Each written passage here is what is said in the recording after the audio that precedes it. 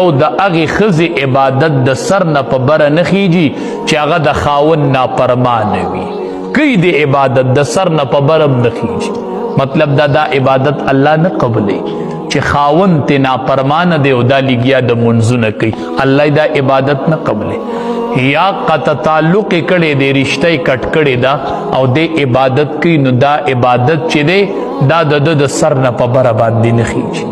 نو ډیر عبادات مونږ کوو، هغه هم ضایع کړل ځان نه. ډیر عبادات خلک کوي، منځونه کوي، خو هغه هم ضایع کړل چې مونږ له مونږ راځو. مونږ خدا تمئ چې د جمع مانځه ته به حاضر شو، یو مونځ په 25 یا په 29 درجې باندې دی. دا څومره لویه خبره ده. مونږ خو به دې بنیاد حاضري کوو چې مونږ دې د سر اړو بره د سر نه په بره هم ونه خیږي. نو 29 درجې چرته لاړې، 25 چرته لاړې. حدیث مبارک کې راځي چې د جمعې په ورځ سړی مانځه له راشي، په وخت باندې جمعات ته حاضري وکړي او دې منز اوکی او دے اس لغو عمل اونکی، نو دا یو منز د بلی جمعی پوری د ټولو گناهونو کفارش چې دا یو منز اوکی.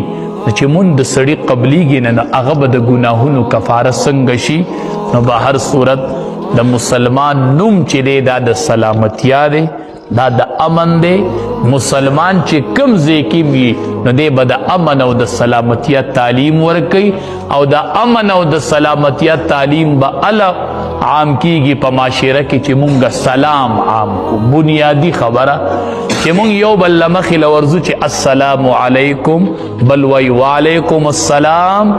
یقین وکئ چې مسلمانی به برقرار شي، مسلمانی به ژوندی شي په سلام باندې، محبت په ژوندی شي په سلام باندې، نفرتونه به ختم شي په سلام باندې، دشمنی به ختم شي په سلام باندې، رورولۍ به بحال شي په سلام باندې. خو چې کلم یو بل له مخې له ورځو السلام علیکم، یا خپل کور ته داخل شو نو السلام علیکم، کور ته داخلیږي ام سلام ورچوه، لار کې چاله مخې له ورځي نو وای السلام علیکم. نو چې معاشره کې سلام عام شي نو مسلمانی به بحال شي او خلقو ته به په خلقو کې مسلمانی ښکاره شي. دا مسلمانی به په سلام ښکاره کیږي، دا په سړي کې بیا دند ښکاري. نو د مسلمان شان دا دی چې د لاس او د جبې نه به چاته تکلیف نه، دخل النار، دی جهنم ته لاړ. دا نبی علیہ السلام فرمایي. دا څومره وزنی خبره ده، دا څومره د وزن خبره ده، دا څومره درنه په سړي لګي.